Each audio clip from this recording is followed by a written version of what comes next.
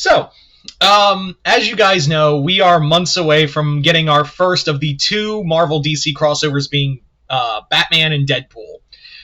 Which it still blows my mind that we're getting Marvel DC crossovers. Now, it was said that the crossovers will have backup stories, and we now know what's going to be in the Marvel one, the Deadpool Batman one. And it's going to be 3 backup stories involving 3 great writers taking over for these other crossovers. And some of them, admittedly, I know some people are going to like groan and whatnot and be like, really, they picked those ones? You know, those are the ones we're going to have? First off, shut the fuck up. Secondly, also shut the fuck up.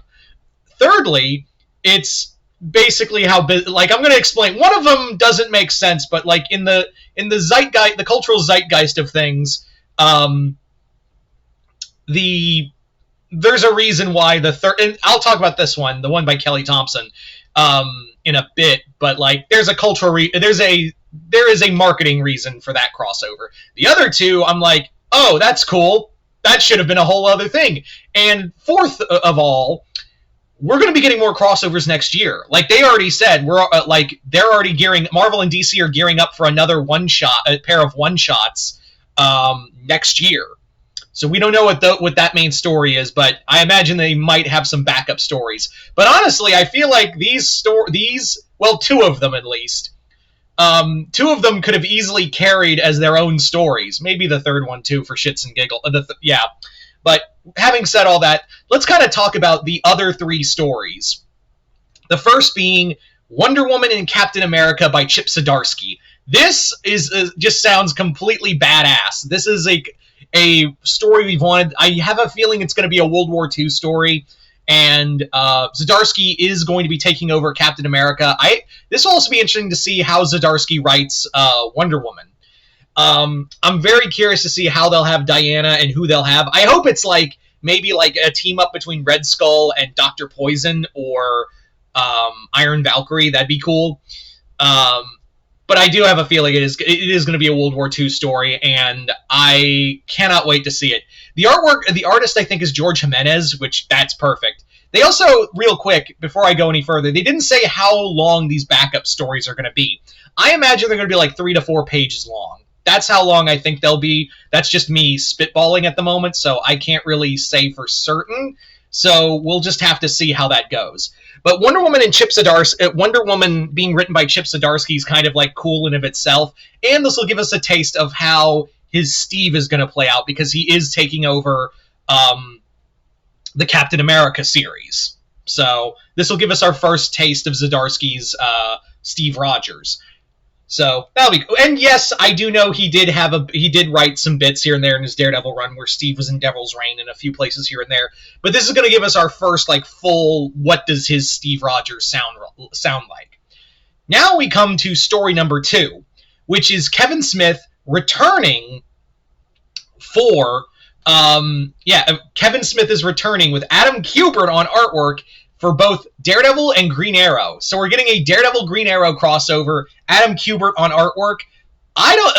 That's in of itself a win. Adam Kubert again doing Daredevil. I think this would be Kubert's first time drawing Green Arrow. So I'm very curious. I could be wrong, but I love to see what Adam Kubert could do with. Actually, no. Didn't Kubert do Longbow Hunters? I'm not 100%. I can't 100% remember. But if I'm right, this might be Kubert's first time drawing Green Arrow, which I can't wait to see. And to see Kubert again on Daredevil is always fun. Now, I know some people are going to be like, ugh, Kevin Smith.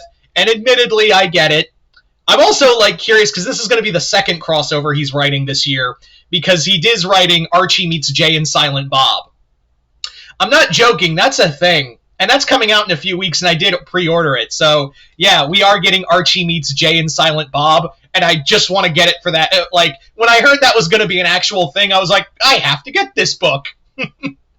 So, anyway, getting back on topic. Kevin Smith is a writer who's really hit and miss with me, and I do stress, and also as a director. As a director and a writer in general, Smith is very incredibly hit and miss with me. But I can't deny he's really good at Green Arrow, and some of his Daredevil I don't like. There are some Daredevil stuff. I do know that, he's like wrote some of the most seminal Daredevil stuff. But even then, like Guardian Devil, I kind of didn't like how that played out. Having said all that, though, it is going to be it is going to be cool to see the two characters he's best known for in both Marvel and DC to write that is really cool. So I'm curious. So like Kevin Smith returning for both Green Arrow and Daredevil is a neat idea. Maybe we can actually see like it'd be actually really cool if like the team up villains are Onomatopoeia and Bullseye, which Onomatopoeia was a creation of Kevin Smith, so I wouldn't be shocked if he's in here. Plus, to see Daredevil fight Onomatopoeia and have Bullseye fight Green Arrow, I would just read a comic of that. So, yeah. So Green Arrow and Daredevil, that's really cool. I think, like I said, this and the Wonder Woman Captain America one, those could easily work as their own books. Like, no doubt about it, they could easily work as their own comics. So, yeah, I could see it. But for right now, we'll see his backup stories. And finally, the one that everyone else is like rolling their eyes about is, well, it's Jeff the Land Shark crossed over with Krypto, and it's being written by Kelly Thompson. Now, Kelly Thompson is one of my favorite writers out there right now. I absolutely loved her Scarlet miniseries from G.I. Joe. Her Black Widow was awesome. And I, like, again, anytime she's writing a comic, I'm like, tell me more. So, Kelly Thompson doing what is no doubt a fun, I would imagine it's a 2-page comic. Like, it's a 2-page backup. Now, and I know people are like, really, this is what we're doing right now? Jeff the Land Shark and Krypto? I've seen people be this upset about this. First off, this is clearly not meant to be taken seriously. Like, this is the comic that's clearly, like the Zdarsky and Smith backups are probably going to be like the more darker, more serious stories. Here, it's just Krypto and Jeff. And I know what you're thinking. Why do they get ones when they're, pushing out other good crossovers that we want?